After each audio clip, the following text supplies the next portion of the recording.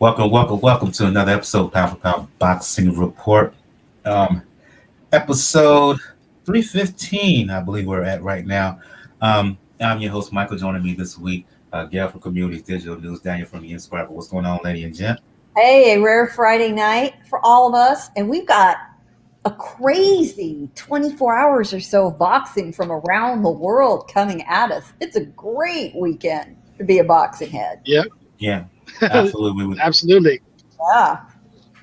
Yeah. As Gail said, special Friday night episode. We're recording this live. Um, February 26th. Yeah, boxing happening late tonight, early tomorrow, and really on the 27th, a whole lot of boxing as well. Um, I will preface this by saying that tonight's show is going to be shorter than usual. Uh, we all have to dip out early, unfortunately, so you won't hear a show as long. Or maybe you like that because you think the show may be going too long to begin with. But anyway, Pound for Pound Box Report live YouTube show / podcast blog discussing all things boxing. The bottom is when boxing is good, we will talk about it. When it's bad, we will talk about it. Bottom line is, if it concerns the sweet science, it will get talked about. For the time being, if you want to check out all information regarding the show, blog page is the place to go to, P4P Box Report. .wordpress.com. That is the link. Check the top right of the blog page. We'll find links to find us all over social media, Facebook and Twitter. And I will be bringing our Instagram page as well. Just taking some time to get things going with that. Also, at the top of the blog page, we'll find links to where you can find us all over podcast platforms, your Spotify, your iTunes, your Google Podcasts, etc., etc., etc. Also, links to where you can donate. Got a Cash Me and PayPal donation link. Last but certainly not least, the link to my online coaching page. I am an online coach for Beachbody. For anybody who want to get themselves into shape, or since we still technically kind of early in 2020, want to get their fitness on for 2021, you can check out my online coaching page. Variety of programs that will suit anybody's needs or interests. Yeah, check out my online coaching page on Beachbody on demand. Or if you want to check out, get in 2 weeks worth of free workouts, Beachbody on demand. They have a 2-week free 2-week trial that runs throughout the year. So if you're just interested in getting a couple of weeks of workouts in for free, I will hit that up. And also, last but certainly not least, if you hit the blog page and you see the email on there, I recently changed that so if you want to email Pound for Pound Box Report, the email address is p4pboxreport1@gmail.com. Let me repeat that. p4pboxreport1@gmail.com. Let's get things going. Recapping what would happen. And I named this particular episode Motivated by Critics, and that's in reaction to the first fight that we're going to talk about. Going to you, Gail, on this one. Fight between Miguel Berchelt and Oscar Valdez. We went in depth last week previewing this fight. I think we all agreed that Berchelt was the favorite. I predicted Berchelt to win. I believe you did so as well, Gail, and Daniel, right? And I'm calling this particular episode Motivated by Critics because it was Valdez, the challenger, the underdog, who had all of the questions heading in. He seemed to be a fighter still in transition with still kind of new trainer Eddie Reynoso. Well, not new trainer, but with his present trainer, I should say, Eddie Reynoso. There were questions about his defense, question about tender skin, got cut easy, blah, blah, blah, blah, blah.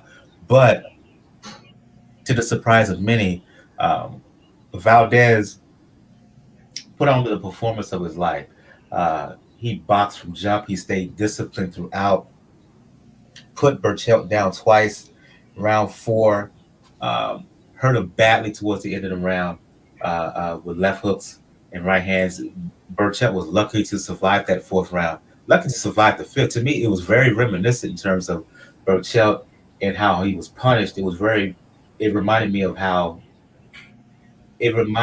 of how Warrington was punished in his fight, in his upset loss to Lava. Anyway, Berchelt, he fought hard, but he was always a step behind. He was finally finished off at the end of round 10. Beautiful left uppercut put Berchelt out before he hit the canvas. He fell face forward, and you know what that happens when a fighter falls face forward. The fight is cooked, glazed, and ready to be sliced. And that was that. Just overall, you got to give credit to Valdez. One of hell of a performance. He shut everybody up, myself included. Uh, can do nothing but tip your hat to him. Absolutely right. Both Valdez and trainer Eddie Reynoso, who, once again, here we are, it's barely the end of February, and he is an odds-on favorite for trainer of the year again. And based on what we've seen on social media from Andy Ruiz Jr., if he brings that man back, he's a lock. But let's talk about last weekend's fight. Valdez, although very few of us picked him to win, I was struck by how supremely confident he was going in, that he was letting the doubters fuel him.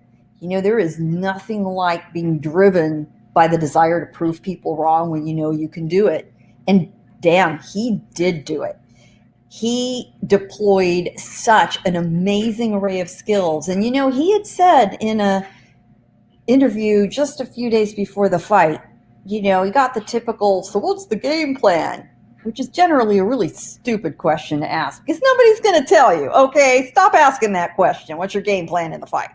But what he did say is, I've got a plan A, I've got a plan B, and I've got a plan C. Everyone assumed these guys were just going to bang.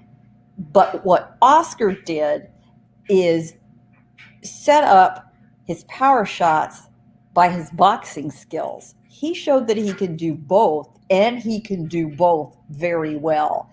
He was smart enough to know that due to Berchelt's size, you know, just standing right there and trading was not a smart thing to do, no matter how much the fans thought they wanted to see something like that. So he used just terrific footwork. He kept turning Berchelt, turning him. He would get in and move out of the way. No, none of this linear forward and back stuff for him. No, he moved around him, landed, invested in the body, set up his shots, and when he saw openings, he used them. He wasn't afraid to go in when he saw that he had a chance, and he was almost always right in picking his spots. And that, to me, is absolutely all a credit to Eddie Reynoso because he has taught Canelo Alvarez how to do the same thing, to remain patient and deploy effective aggression when they see an opening, and he's taught them how to look for it. The other thing that surprised a lot of people that Valdez talked about more in detail after the fight was turning southpaw to confuse Berchelt and throw him off.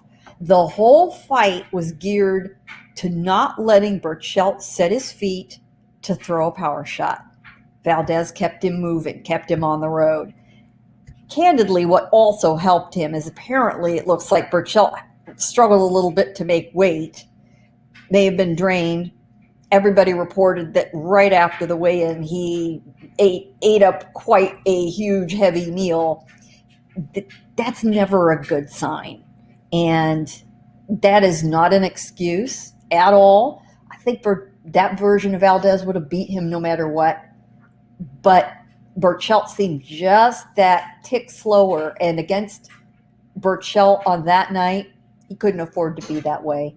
He got popped hard at the end of the fourth round. He is very lucky that it was A, at the end of the fourth round, almost to the bell, and B, Russell Moore, the referee, respected the fact that Berchelt is the longtime champion and wanted to give him every opportunity to continue. He truthfully could have called it right there. He was wobbling, and he got hit again, and he was not right in the fifth. He was on some pretty serious stanky legs there for a while. He did recover, but the only thing that happened for the next 4+ rounds was that he took more punishment until Valdez set up that absolutely gorgeous, counter shot. Berchelt threw a punch that wildly missed, and Valdez was there to catch him coming in. Marquez Pacquiao 4 all over again. Berchelt was out cold before he hit the canvas. It would have been a lot worse, except referee Morris sort of broke his fall. I don't know whether that was on purpose or by accident because he was positioned there, but he seems to be okay. He needs a lot of time off, though, to recover. Clearly, he was concussed. And Valdez proved us all wrong. He's enjoying himself. He earned it. He deserves it. And he's got a lot of options in front of him at 130 and 135 if he wants to go there. I'll go to you, Daniel. Um, I'm sure you were surprised, like most, watching the fight. When it comes to Valdez, what was the thing that you were most impressed by? And conversely, for Berchelt, he had a rep. Many thought that he was the bigger, stronger, more powerful fighter. Gayle alluded to the fact that he had struggled to get down to 130 pounds. I had mentioned it last week on the show. In terms of him, uh, is it time at this point for him to ponder moving up to 135? I mean, Berchelt or Valdez? Berchelt, I mean, excuse me. Berchelt, more than likely, yeah, it's going to be time to do it into it because, unfortunately, the people that are starting to come up, they have the power to catch up to him. And the bad thing when it came to Berchelt, he has power in both hands, but not a lot of punch when it came to defense. And Valdez exploited that left, right, and center in this fight because he pivoted well. Like Gayle mentioned, he switched sometimes within 30 seconds of each other. And also, at the end of the day, he maintained this poised out of it. Even when Berchelt, like between the third round, was started to make a bit of a comeback. With Berchelt, I would say try another fight at 130 before to go into 135 because you know that 135 right now is a hornet's nest. Whether it's getting a fight with Loma or trying to get in a fight with somebody like you may try to get hurt like somebody like Ryan Garcia, but Ryan Garcia has proven that he's packed the punch there too. Tank the same thing. He has a punch there. David Haney will present the similar problems that he just saw. So it's a difficult decision for him to make, but it's a one that he may have to because if Valdez is any indication, the people that are coming up and are staying and getting themselves acclimated to 130 have the power to hurt him. And if Valdez did that, could you imagine Shakur Stevenson doing it?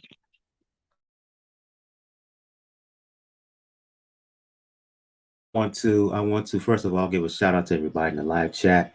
Shout out to Lisa, longtime fan and past guest of the show. Give also a shout out to official boxing official scorecard. I'm going back to you, Daniel. Then I'm going to you, Gayle, because again this is gonna be a bit of an abbreviated show, so we won't be on as long. Uh, you mentioned Berchelt. What's up next for Valdez? Um, he was asked about his future post fight. He said he's not afraid basically of anybody. He mentioned Shakur Stevenson, who's former WBO champion.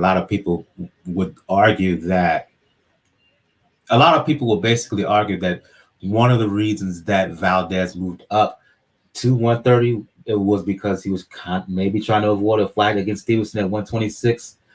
Anyway, they're at 130 now. Stevenson says with Berchelt losing, he'll be number one contender. It's basically set up for Stevenson to fight the winner of the now postponed or can't postpone fight between Herring and Frampton. It was scheduled to happen this weekend. It's been pushed back to April. Frampton suffered an injury to his right hand in camp. It's basically set up for Stevenson to fight the winner of that bout. Let's kind of gun jump. I know it's not right to gun jump. Let's just say Stevenson fights the winner of that, beats them, and becomes WBO champion. Percentage-wise, what shot do you give a fight between Valdez and Stevenson eventually happening at 130 pounds?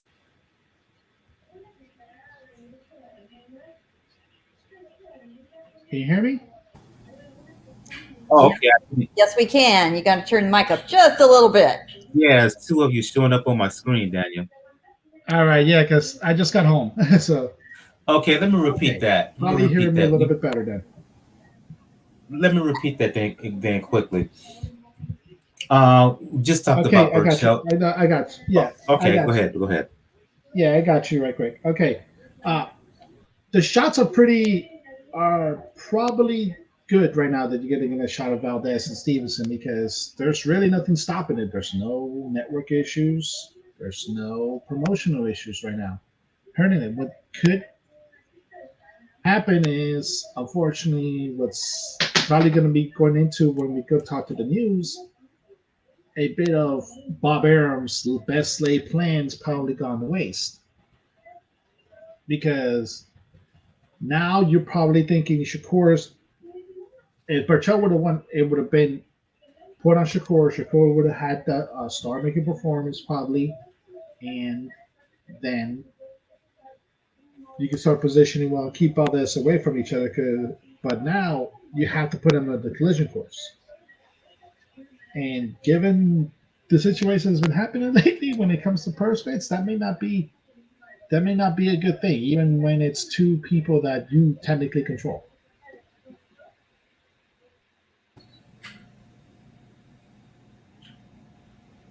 What say you, Gil? I think we'll get a Stevenson and Valdez fight, but I don't think we'll get it next. I think that the timing's going to jiggle along a little bit until they line up. Plus, that's not a fight between those two young guys they need to make immediately. And Valdez has, there's some good options Top Rank can reach for. For example, either Joseph Diaz or Shavkat Rakhimov are makeable fights at that weight. And despite their, not exactly thrill a minute draw, they're both legit. They're both in the top 10. That's very possible to make. You know who else is out there circulating around? It's makeable. Leo Santa Cruz is makeable. I'll tell you who else is makeable that I would find very interesting. What about Chris Colbert? That's an interesting fight. Chris is undefeated. How ambitious is he? So, I see lots of really good options. You know who else is signed to Top Rank, although I don't know that I throw him to the Valdez buzzsaw just yet. Andrew Cancio, former title holder. So No, that's a bad fight for him. If Valdez I think it'd be a tough one for him. The more and more I look at it, the more I think, dare to be great, Chris Colbert. There's a lot to like about that. With Herring Frampton on the shelf here for a couple months, and depending on how much of a barn burner that is, both Herring and Frampton, at this point of their careers, tend to be a little bit damage prone, shall we say, cuts, broken hands and stuff like that. So I'm not assuming after their fight, if it goes in early April, they'll be ready very quickly. But the good news is there are lots of, and we haven't even talked about Tevin Farmer, and he's out there too. So lots of good options besides Shakur. But I do think we see that fight. I'm just not sure we see it in 2021. They both want it, and I think that both Stevenson and Valdez are very sincere about that. That's not just posturing. Good for them. I like so much the aggressive, I'll take anyone on attitude of this 25 and under-ish group of fighters. They're all like that, almost to a one. It's nothing but good for boxing. Bring it. Oh yeah, I like that fight. I like that. I like a potential matchup between Valdez and Colbert. Colbert coming off of an impressive win just a couple of weeks back on Showtime. I don't know the promotional hassles that may be involved to that. But if it could happen, Colbert has an interim belt WBA version at 130 pound. He was on the Brian Custer podcast recently, talking about his future, and he said he long term in the next couple of years he's ready to fight any and everybody at 130 pounds. And to your point, Gail, if that's the case, let's see how ambitious he really is. That's a good fight. Cancel, nah, I don't want to see that. Berchelt, Stevenson, I think that will be the long term fight, if not later on this year, early quarter 2022, if all things go to plan. But in terms of Berchelt, yeah, first of all, he has to heal up, because it wasn't just the way that he got knocked out. He was beaten up, as I mentioned earlier, throughout. He's going to need some significant time to recover, and once he does that, 135 pounds, that's the best move for him. Let's move on to some other fights here. I'm going to split these up. Let's go to back to you, Gail, and one of your favorite fighters, Adrien Broner. I knew you were going to do it to me. I knew you were going to do it to me. He headlined a card. I believe it was in Uncasville, Connecticut, fighting a guy by the name of Santiago. I wasn't able to see all of the fight, but from what I read while at work on the night of the fight, Broner, he got the decision, but it seemed unanimous based on boxing Twitter that if he won, he barely won. And a lot of people felt that he lost. Even those who felt that he won, he didn't look very good in doing so. So I'm going to lean on you for this one. You'll break down a Broner's win, quote unquote, against Santiago. You know, Broner has done this to us so many times, yet someone's going to need to explain to me someday why the boxing universe, continue to keep giving him a chance. Why Steven Espinoza is behind him. Why Al Heyman is behind him. Why Showtime backs him. To this day, he promised, I'm serious. This is my last shot. I'm working hard. I've given up alcohol. I'm renouncing my ways. And just a few days before the fight, suddenly this fight at 140 becomes a welterweight fight at 147. Now, Santiago apparently agreed to it, and at least they didn't go through the complete charade of putting Broner on the scale at like 144, and making Santiago suffer to peel off those last few pounds. They got a hold of him and said, don't worry about it. Have a meal. We're going to fight it at 147. So it was rather funny to see this story in Ring Magazine online covering the weigh-in itself, saying Broner makes weight. Of course, they didn't say at 147. So, it's just trolling in its own way. So he did look in fairly good shape, though. I'll give him that. But, man, he never got into gear. He was sluggish. He was rusty. He did not even throw and land a punch in the first round at all. Broner had a 0 on the stats in the first round, and he got it on all 3 judges' scorecards. What in the hell was going on? So that tells you what you need to know about the fight. He absolutely lost, in my opinion, every round in the first half of the fight.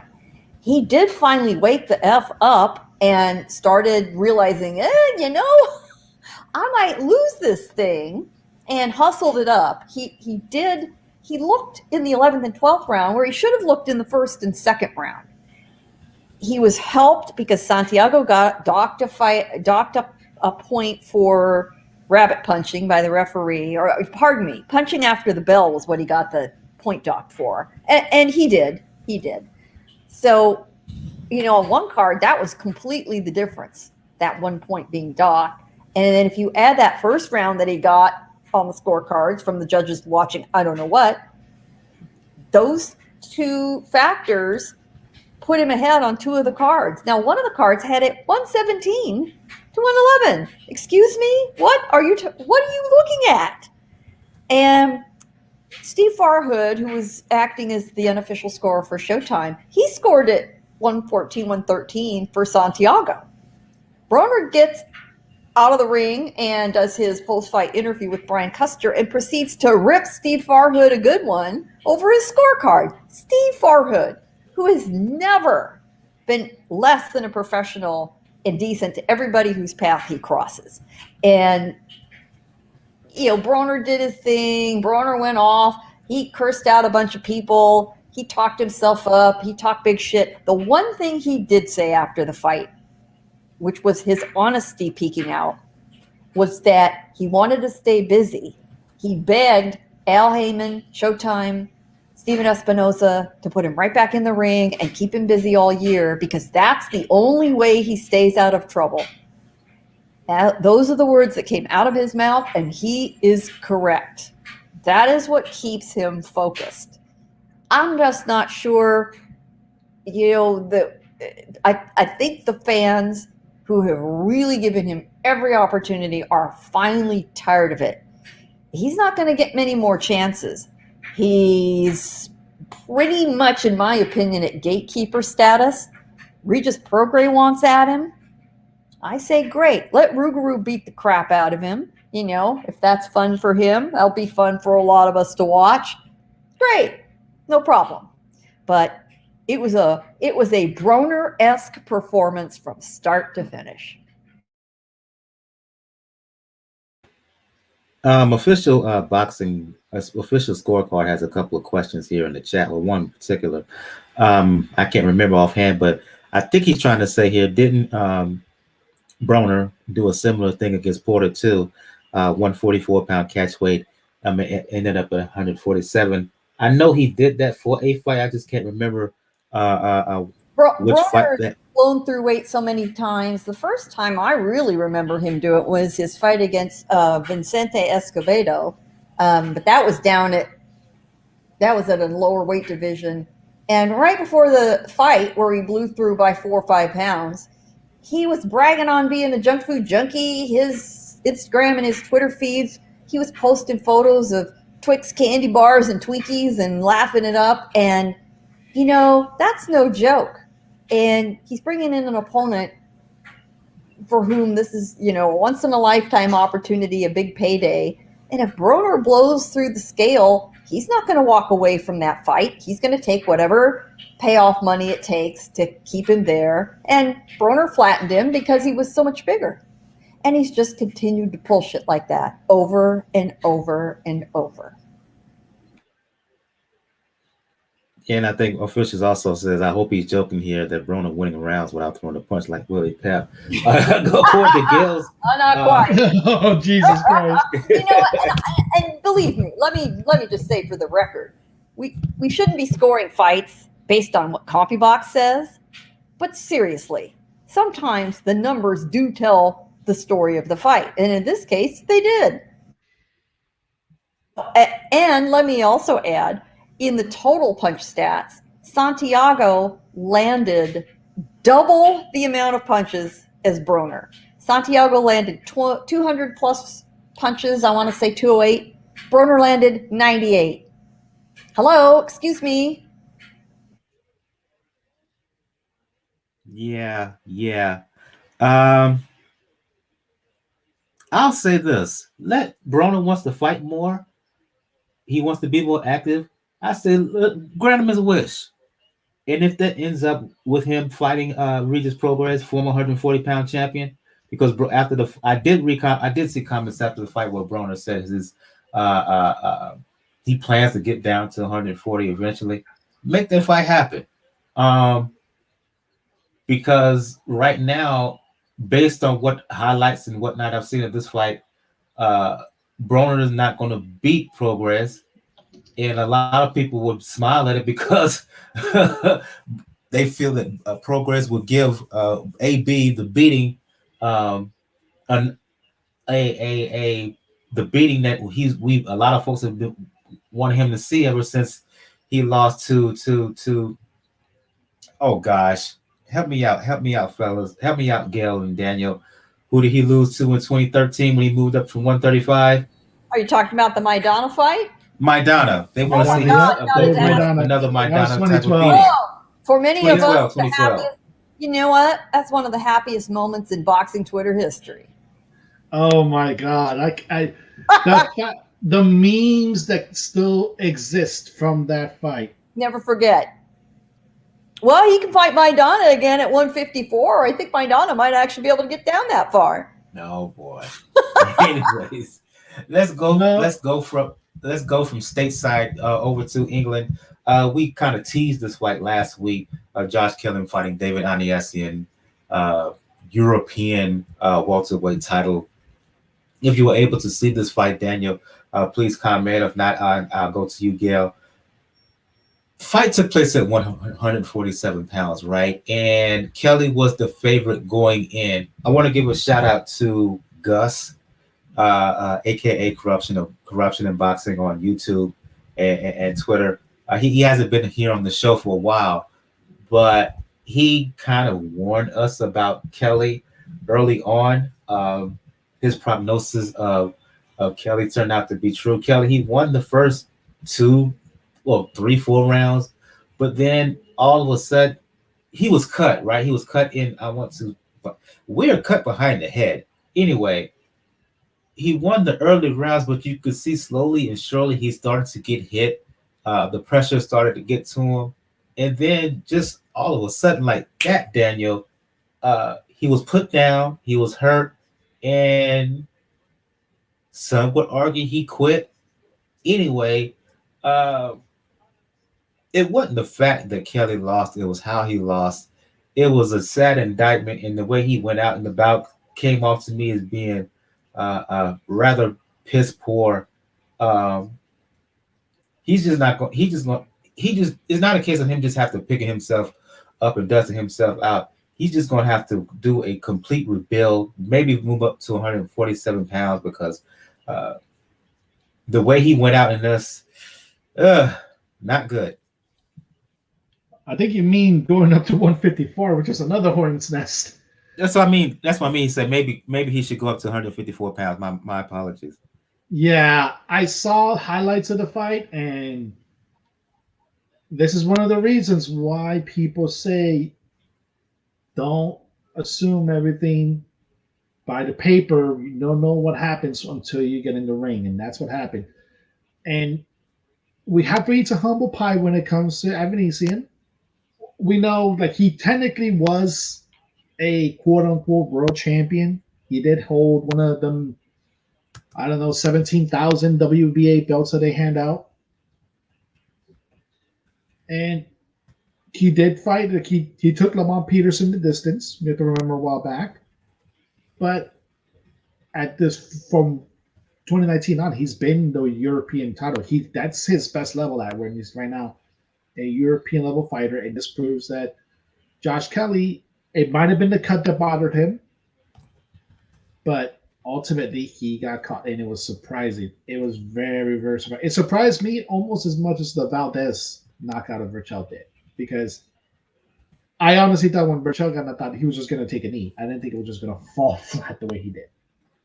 But it happened. You can tell that Hearn's plans were, as the British say, in tatters.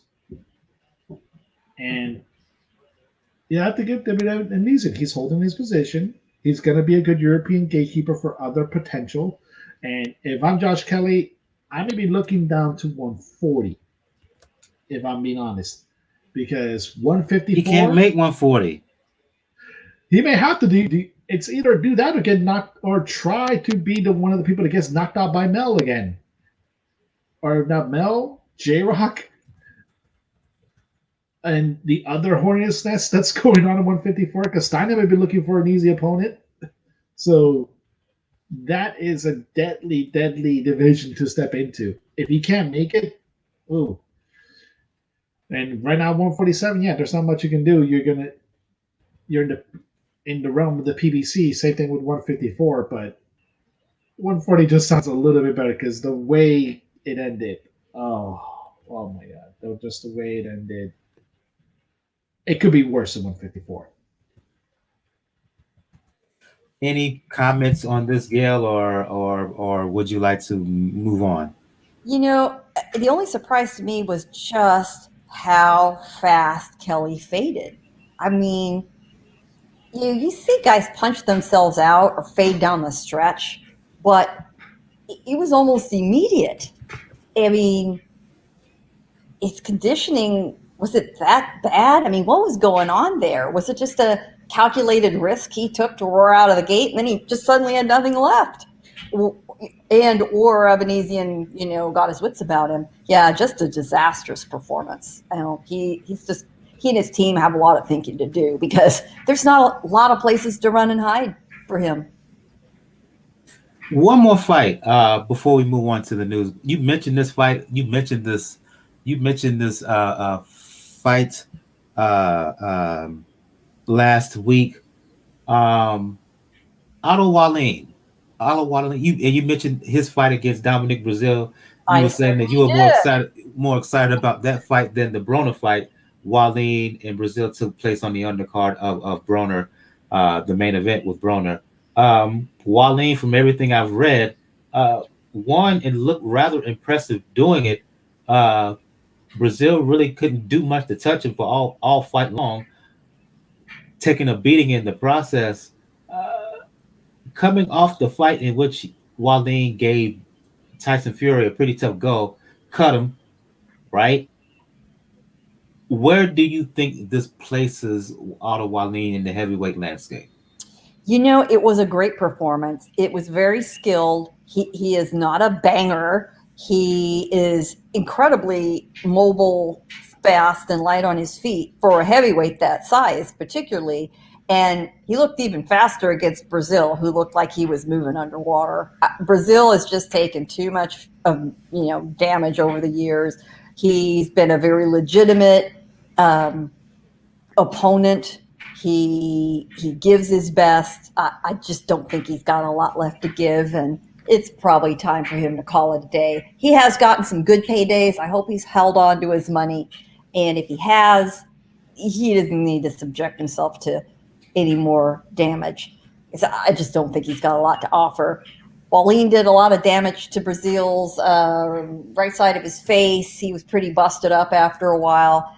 He just kept picking at him, touching him, banging, banging, banging. And near the end of the fight, he could really just back off because he had it in hand. And that's a smart thing to do. So now, after back there where Wallin made that first appearance against Fury, and we all kind of snickered about it. No, we're not laughing anymore. He's a legitimate top 10, maybe top 15 heavyweight. In a very strong heavyweight division. I think he gives anyone, maybe other than Joshua and Fury, trouble. I think it would be a stretch to say he'd challenge either of them, but he'd give it his best, and he's got a lot of options. There are a lot of guys you could put him in with. Let's see what happens tonight between Joseph Parker and Junior Fa. That's a great opponent. Whoever wins that fight, maybe we put him in with Wallin. He had no damage after the fight. He looked good. He could be ready to go pretty quickly. And so depending on what happens in New Zealand, early morning in the United States, we might have a matchup. Let's move on to some news here for those who want to in the chat. Lisa, official scorecard for you. If you want to ask any more questions or even more comments, please do. Make sure you hit that like button. Make sure if you're not, please subscribe to us as well. I'll go to you, Daniel. Big news yesterday regarding the status of one Teofimo Lopez. We've talked about this in the past episode, how about Lopez and him being at odds with Top Rank in terms of the purse for his upcoming fight against mandatory challenger George Kambosos. That fight went up to purse bids yesterday at 12 noon. And Triller, which is kind of a rival, if you will, as you were explaining it to me, kind of a rival to social media app TikTok, they won the purse bid for the fight, bidding $6 million. Pretty big amount, $6 million. Aram, he put in the first bid, but he knew he was not going to win. Bidding on it like 2.3. Hearn put in a bid as well. Ultimately, the champ comes out the winner because based on how the money is going to be distributed percentage wise between champ and challenger, he's going to make a good amount of money. For those who do not, your level of surprise that Triller was the one who ended up winning the purse bid. Two, for those who are not knowledgeable about what Triller is and what it's about, I know they were the ones who put on the event for the exhibition between Tyson and Jones last year, September. Give some insight on what Triller is. Triller is like, it's one of the like mini like short video apps that like rival TikTok. They got a good following. They got their first actual taste of infamy.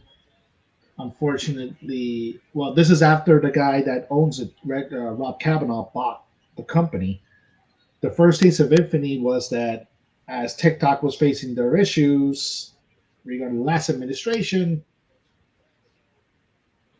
the former the former occupant of the White House's son said to try to do a MAGA challenge in that app, and it got infested with a little bit until Clapper came along. Then all that ilk went to Clapper. They're still, but they're still doing pretty good as far as influencing and getting into the celebrity boxing game, which actually this tied into. I was very, very surprised that they actually came out of the gates and essentially double the next closest bid, which is by Eddie Hearn, which he did 3 million. This is 6 million. But what's going to be surprising is how they're going to build this up, because Rob Kavanaugh has already talked about, and I thought it was going to be good. Well, okay, going to put this card together. They're making this fight a quote unquote co-main event. So basically making this fight an undercard fight to another celebrity boxing match. Which, yeah, it pretty much threw away any goodwill that he had in that area. But that's going to cause a lot of issues when it comes to Aaron, because it's not only when it comes to Lopez as the issue. We know the money issues involving Bud and the way he's been trying to get his opponents. And Bob was actually pretty adamant about what was happening. He said, like, if Teofimo thinks he's going to come to me next fight, think he's going to get the same money that this company just threw at him, he's going to be sitting on the shelf a long while. And then he may just run out the contract. That's not a good thing. Good thing to do. I understand a little bit, like you're not getting as much revenue from Gates because the bubble, granted, the last top ranked bubble, this one is going to be the last one without fans. But still, this is a bad look when it comes to Top Rank. Triller is going to get a little bit of fame on it. I just feel bad that they can't just say, like, this is going to be the main event. We're going to focus on an actual boxing card, but instead making this sort of an undercard fight for another celebrity boxing match. What say you, Gail, about this development? Is this a sign that Triller is making its official foray into boxing?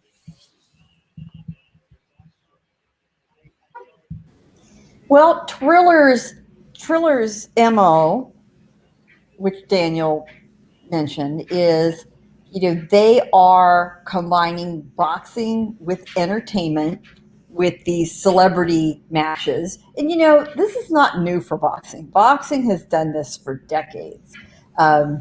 You've got Snoop Dogg involved as a moneyed partner who, as we all know, made quite the splash as the color commentator on the Tyson Jones Jr. card. And to his credit, in addition to being funny, did a damn good job. He did just fine. It's an interesting experiment. Is this an experiment that's going to last and build on itself? Not sure. So the deal is, Lopez was offered his contract minimum, and it is what he signed and agreed to, of course, before he beat Lomachenko, which is $1.25 million, and said nope. He felt insulted by being offered just the minimum for this mandatory. Top Rank should have offered him a little more money, but they decided, nah, you know what? Yeah, that's what you agreed to. That's what you signed on the dotted line for. That's what we're going to pay you. So they couldn't cut a deal. They go to purse bid. Now, what was interesting is Matchroom, via Eddie Hearn, got involved. Top Rank did bid, and they ended up bidding $2.3 million. Hearn bid $3.5 million and a few bucks. Triller won with a $6 million bid. So Triller's bid, was 2.5 times and then some of Top Rank's, and just a little bit less than double Matchroom's bid. So that's pretty fascinating. So what happens then? Lopez goes from getting a $1.25 million purse to a nearly $4 million purse for this fight. Now, Top Rank gets 20% off the top of that purse. That's still a nice chunk of change for Lopez. Kambosos is going to get a $2 million purse. He has to pay his promoter, Lou DiBella, off that, and so Lou's going to earn. But Kambosos is going to get a hefty $1 million, and then some for it. So the fight is set for April 17th, and the, quote, celebrity fight, which is the matchup that was already scheduled, and this fight now joins, yes, it is the undercard co-main, is the return of Jake Paul against former UFC fighter Ben Askren, who's, had his ass kicked more than once. It's a pay-per-view. So we'll see. And actually, I take that back. Triller is now saying they're going to split this off and make Lopez Kambosos a headliner on another pay-per-view following Paul and Askren, which will be used to promote it. And Lopez Kambosos will probably take place in Miami in May. It won't be Cinco de Mayo, I'll tell you that much. So some weekend in May that is not Cinco de Mayo. Can they make their money back on this? Who are they going to put on the Lopez Kambosos undercard to see if they can make the pay-per-view back? But they got close to 2 million. The word is that it was 2 million buys for Tyson and Jones Jr. And you had Paul versus Robinson celebrity fight, with that wicked knockout of Nick Robinson. So, you have to figure, well, how many of the buys were Tyson and Jones, and how many of the buys were driven by Paul and Robinson? Well, they're finding out, and apparently this is either a good investment or a moneymaker for them, the way the model goes. Is it going to last? Is it going to make sense for many fighters out there beyond the Teofimo Lopez's? I don't know. Bob Arum is spinning this as saying, listen, we can't make money on that kind of fight. Bless him. Go do your fight. Go expose yourself to a whole new audience. Great. Then they're all going to come back to us at ESPN and watch you there. So thanks for building our audience. Is that what he really thinks behind the scenes? Maybe not. I don't know how pissed off he is and how this relationship is going to play out as it goes into the future. It's a good line. I'll give Arum credit for that. But this is a real earthquake, promotional earthquake, among the promoters if these, one-off rising pay-per-view streaming platforms decide they're going to jump in. But to Triller's credit, they did do, from a production standpoint, an outstanding job with the Tyson and Jones card. It looked good. It was professional. They brought in names that we do know. It's Snoop Dogg. Yeah, you had Israel Adesanya, but you also had Mauro Ranallo, who actually was stepping in for Al Bernstein. I think you'll get very much a similar sort of setup. Michael Buffer was the announcer. You know, the entertainment was well produced. If you like that stuff in between your fights, people are going to buy it. And it's the right age demographic for Lopez that needs to know who he is and follow him. So maybe we all will be looking at this a year from now saying, you know, everybody rode. We'll see. Yeah, we'll it'll be interesting. It'll be interesting where this fight lands. I know during the back and forth between Arum and Lopez when it came to initially trying to work out a deal, which ultimately failed. From what I understand, Arum was hoping to have this bout happen in June at Madison Square Garden. Uh, the fear was also that Teofimo would have to travel abroad and go into Kambosos' home country of Australia to defend the title. It's unknown where.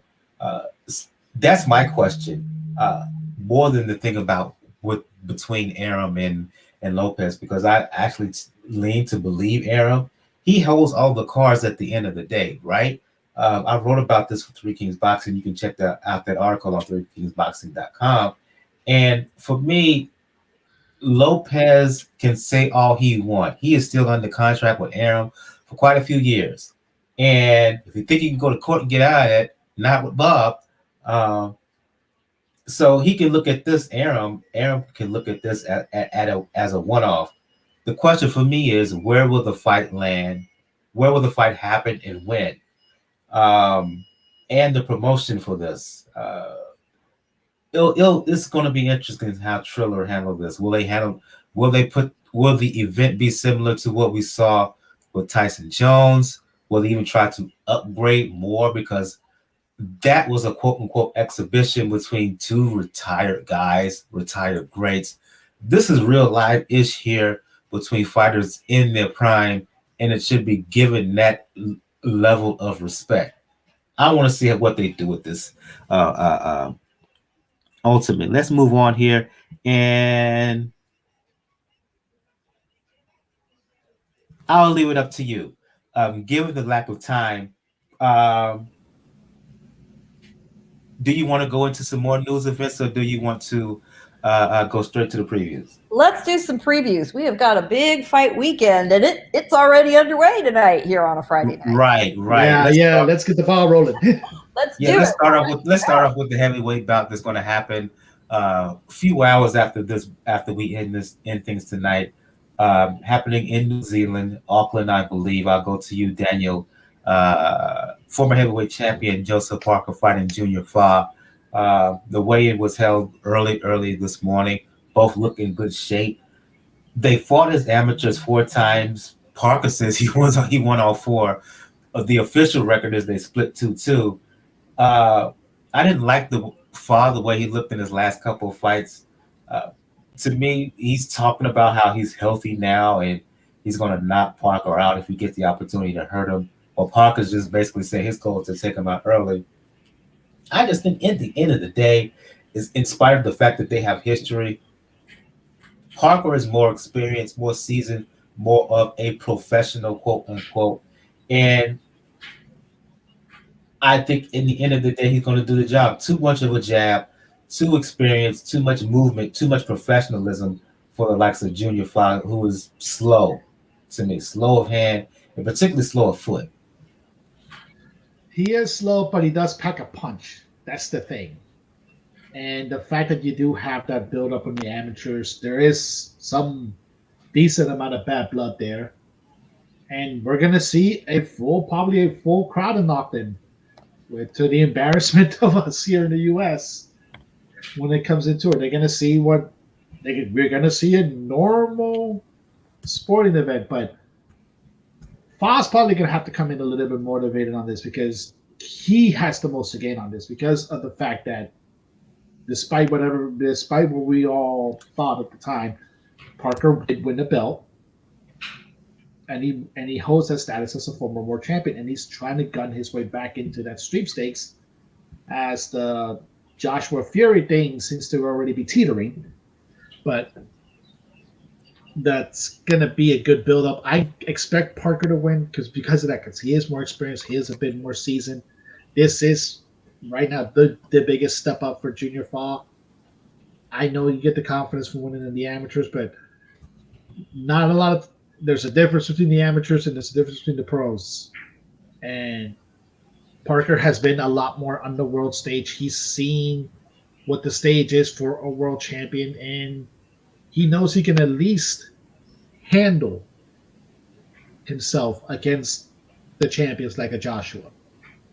Maybe not against Fury, depending upon his skill, but then again, Fury is starting to already gain some of the weight back. So I would say Parker's going to win, and he'll start making his claim immediately and try to go through probably the WBO route to get to Joshua. What say you, Gayle? Yeah, I think this is Parker's fight. Admittedly, Parker has 2 losses on his record. Fa has none. Fa does not have anywhere near the level of opposition Parker does on his resume. So I think Parker, because of the experience, those are learning opportunities, has developed quite a bit beyond Fa. Maybe they were a lot more even in their amateur days, and they did officially split 2-2 in their amateur fights, regardless of what Parker says. Devin Haney and Ryan Garcia, by the way, say the same thing about their 4 amateur fights. They argue about who won, which kind of makes me laugh. It's a really, it's a good fight beyond just looking at what's going on paper. It's an in-country rivalry. It's super, it's bragging rights for, being at the top of the pack in their own nation. They have no audience restrictions. The Spark Arena is where this is taking place. It seats 12,000. I bet you they crammed 13,000 plus in there for this fight. It's a big, big deal there. This is, one of the biggest sporting events they're going to see outside rugby in that country. And good for them. This is exactly the kind of thing boxing needs. The winner is going to have some interesting opportunities. I mentioned that, Otto Wallin is out there. The other name that keeps being mentioned is Derek Chisora, which if it's Parker and Chisora, we'll see what happens. But a good time should be had by all. It's going to be great to see a big, big crowd there. It is available for viewing in the United States. You got to get up nice and early. Actually, you don't have to get up until 9 on the East Coast, but you got to be up in front of your screen at 6 a.m. on the West Coast, folks, if you want to see this fight. And I do think Parker takes it, and I think it might go the distance. We'll see. I'm going with, as I mentioned earlier, I'm going with Parker as well. A couple of comments here before we move on.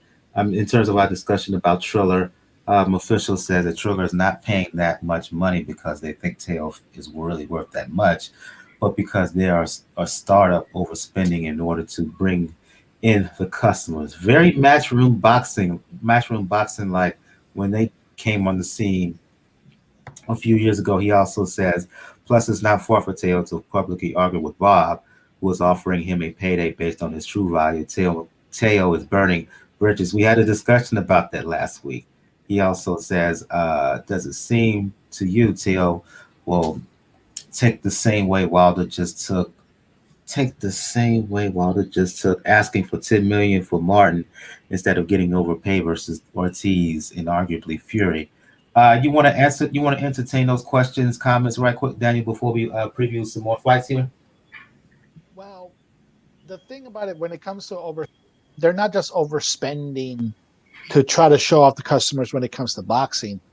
Like, remember, they're trying to compete against one of the largest video making apps in the world right now. And they've been gunning for that. They've been gunning for that spot. They probably hope that some things would have happened a little bit differently, but new administration, new ways, new rules is going to happen. And unfortunately, this is going to be the thing when it comes into it. Bob was going to do things his way. And Teo can actually see the picture where it's happening. You have to look into what you're going to wind up at, because right now you're a lightweight. Soon you're going to be at 140. Top Rank still controls a lot of that real estate at 140. You don't really have to get into the whole, I may really have to move on to other pastures until you start getting into welterweight. So he still has a long way to go. I wouldn't say he's burning bridges. He is a young guy. Like, he's doing what young kids do, like saying that I'm the best, particularly, and now he has like the hardware to back it up. So it's a fair argument to have, but you're also dealing with a money offer that, unless he actually really becomes a true megastar, that's going to be a payday that's more of an aberration than a norm. What it will do, though, potentially, is send him back to Top Rank with a little more negotiating power. He's not going to get a $4 million purse from Top Rank at this point, but he won't get 1.25 either. They may say, listen, let's renegotiate. They tick that minimum up a little bit. Everyone walks away happy, at least for now. And we'll see. And if we do the math, the last pay-per-view that Triller held, the Tyson Jones, was set at $49.95. At least they weren't charging us $75. So 2 million buys, $50. That's $100 million. Now, yeah, they got to pay these guys, and yeah, they got to pay for the production and the marketing. Even at half that number of buys, that's $50 million worth of income. That gives you a lot of production money and purse money. A lot. Indeed. Let's move on to some more fights here. Again, we're a bit short on time. We're going to cut things short here this evening. Give me a second. I'm having some technical issues on my hand. We talked about the fight in New Zealand. We answered the question about Teofimo. Let's move to Miami right quick. Fight taking place on the zone. Quick turnaround for Canelo Alvarez, defending his WBA, WBC super middleweight titles against Avni Yildirim. Yildirim, best known for his loss to Chris Eubank Jr. in 3 rounds a couple of years back. Okay. Again, another candidate, another person who looks like he's related to Bob Hope. No hope. The question here, not. I'm looking at this fight, and I'm comparing it to Yildirim's fight against Chris Eubank Jr. Right? Eubank Jr. knocked him out in 3 rounds. If it goes 6 rounds, his fight against Canelo, I'm side-eyeing. If it goes 12 rounds, I'm giving whatever's level past side eye, I'm giving that. Alvarez should dispose of this guy and dispose of him easy. Yeah, he absolutely should. This has been a long-standing mandatory, and Alvarez is going to satisfy the mandatory. This is only 8 weeks after his fight with Callum Smith. So, given that he is making nice with the sanctioning organizations to keep the peace and coming back quickly in a market that he hasn't fought in since he was 18 years old. He had 1 fight in Miami at age 18. He was 22-0 at the time. It was a first-round knockout. The fight went 2 minutes and 30 seconds. So if nobody remembers that he's fought in Florida once before, they could be forgiven for that. And it was a club fight, and he was the headliner at 18. So that's a stat for you. Now it's going to be in front of about 10,000 fans if they max out the seating allowed at the Hard Rock Stadium in Miami. He's exposing himself to a different section of the Spanish-speaking fan base in the United States and Central and Latin America. He's going to be able to look good. He's coming back quick. He's not burning this fight as one of his, 2 tentpole fights a year on Cinco de Mayo and Mexican Independence Day. And for all those reasons, I'm okay with it. I really am. If he follows through with what he says he's going to do, he will have fought 5 times in a 12-month stretch when you go back to last December. You know, the champions at his level, which is a very small bunch of people, aren't doing that.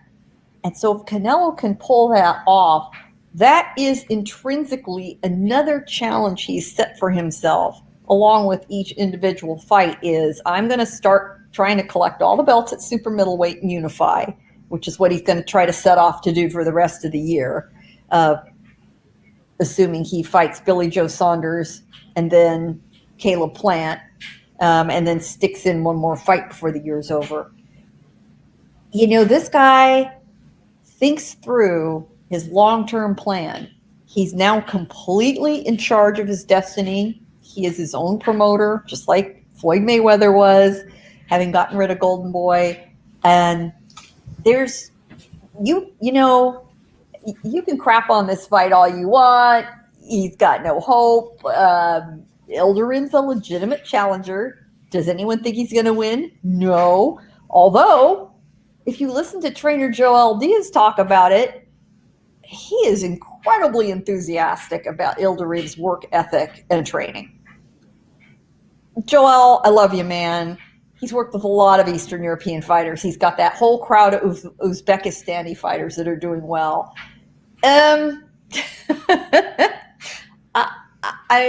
ain't got a lot of kick it, Joel. You ain't got a lot of kick it. Yeah, I love you, Joel, but I think in this case, I think you're trying to talk yourself and your fighter into this. And hey, that's their job. I get it.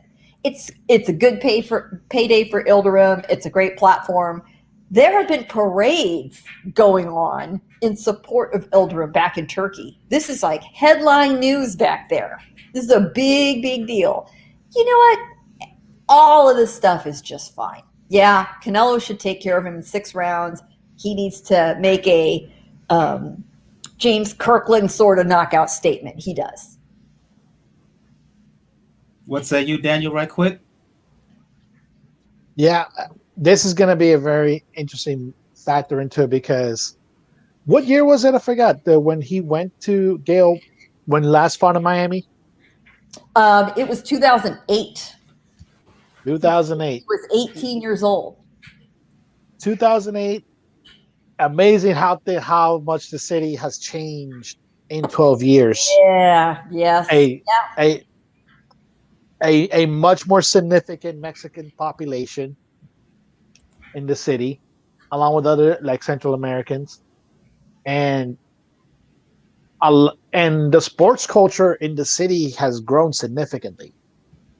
It's as much as the Dolphins can still dominate. It's no longer a one sport town. People can pay attention to it, and thanks in large part to a lot of documentaries that are coming out recently, people are discovering that Miami at one point was also a hot spot, was also the home of Muhammad Ali. So I'm glad that the city is getting the spotlight. But as far as the fight itself, this should be seen as a bit of a showcase for Canelo in a way. Like, he is fighting a good, legitimate challenger. At the same time, though, this is the Canelo Alvarez that doesn't do the mistakes of some other top fighters, of slacking off, of not taking care of business, not keeping himself ready. He's almost always ready at all times. And it's probably gonna show in this fight, bringing him to a brand new audience, and probably, I wouldn't say James Kirkland style knockout, although that would be nice. I would probably say more of what he did to Austin Trout, where he fought well, like in the early rounds, get everything going, but once he turned it on, you kind of knew it was done. And like, to answer, I think one of the chat questions, that's up to Billy Ho, man. That's up to Billy Ho. If Billy Ho actually trains and does things right, he has a legitimate chance. But there's a reason I call him Billy Ho. Yeah, I'll go. Shout out to Tuck. Thanks for joining us on the show. Make sure you hit that like button and subscribe if you haven't already. Tuck asks, do you think Billy Joe Saunders will beat Canelo? that that will force me to trust Billy Joe Saunders. If he's right, if he's on his A game, yeah. He will be his toughest fight at 168. Uh, and he will give him all that he could handle because as much as I talk about him, as much as we all talk about him, you have to give credit where it's due. The man can box, right? The man can box. The man is very smart. He has a lot of guile, and he has a high level of skill. The problem is he's been uneven with his performances. One, two. Personally, I think you have to put some hurt on Canelo to get his respect, and he don't have that kind of power, particularly at 168 pounds. But yeah, just from a straight skill vantage point, yeah, he can give him a good fight. I'm not going to pick him to beat Billy Joe at this point, but he'll give Canelo his toughest fight in a while.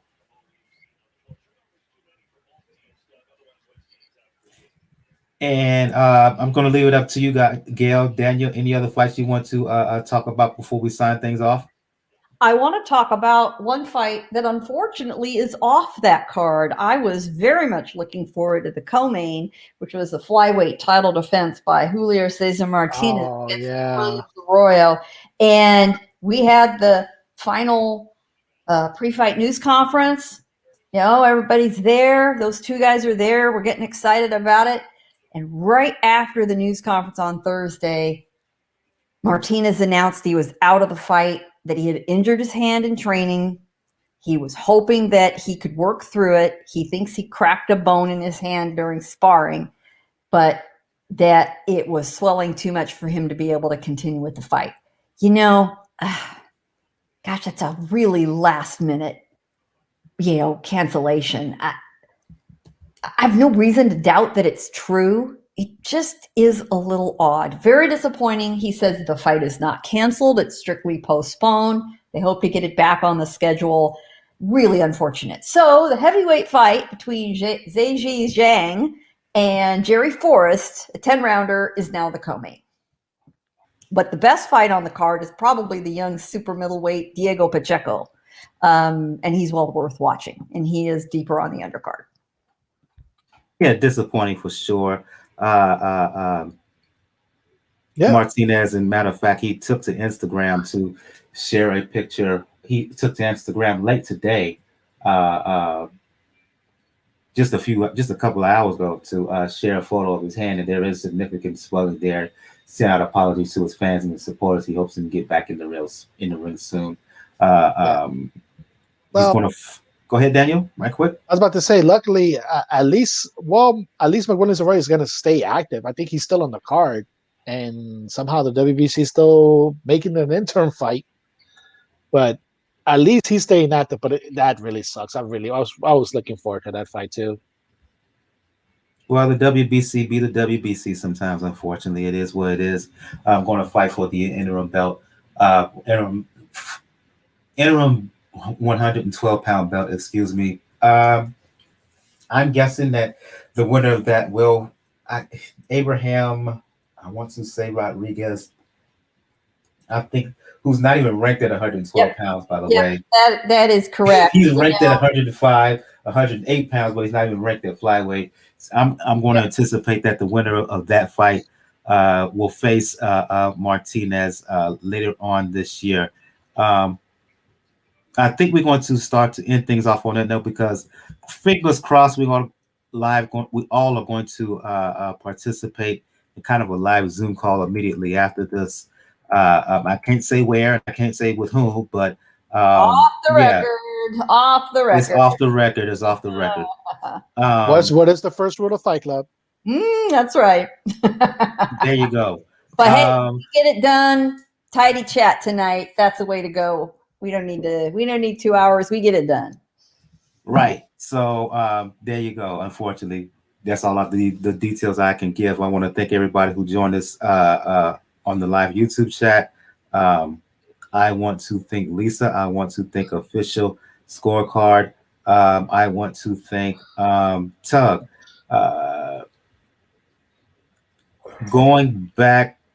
Started the show with ladies first, going to end the show with ladies first. Excuse me, I got a little bit distracted here. Gail for Communities Digital News for those who want to talk the sweet science, for those who want to talk media, because you do media training and teaching. Or for those who want to check out your show, as your dog is about to I co-sign. was just gonna For those say, who want to check out your show check out your appearances, but I should say on TMZ, you do appear on there bi-weekly, every 2 weeks. Let the folks know where they can find you. well, I've got a boxer here who wants to weigh in, but he's got 4 legs and a tail. That's the version of boxer I've got in my house. You can find my regular column, and I've got a preview of the Canelo fight in that card up right now. It's at Communities Digital News, which is COMM, Digi News.com. And I'll go to you, Daniel, for those who want to talk the sweet science, for those who want to talk the NBA, especially as it pertains to the Miami Heat, who's on quite a roll right now. I think they've won, was it 8 straight games or something to that effect? For those, I'll say again. I'm sorry, I was about to sneeze. I was going to say, for those who want to talk boxing, for those who want to talk the NBA, especially when it comes to Miami Heat, who are on quite a roll right now. I think winners of, I believe, 7 or 8 straight games. Let the folks know where they can find you. Wish we could win, say that many games. I think that's the Brooklyn Nets, unfortunately, right now. But I'm sorry, but they are playing well. Yeah, they're playing well. They're about to probably get their 5th win right now. They're about to beat the team that has the best record in the league right now, the Utah Jazz. And yeah, you can find me on Twitter, RAWKUC99. Catch me there. We're going to start doing sessions on Sundays with Joe and Francis, and on Monday, try to do Mondays as well. But definitely keep an eye out for it. And this could be a benefit of actually doing work. But I may actually have to start a TikTok soon too. So catch you guys in a little bit.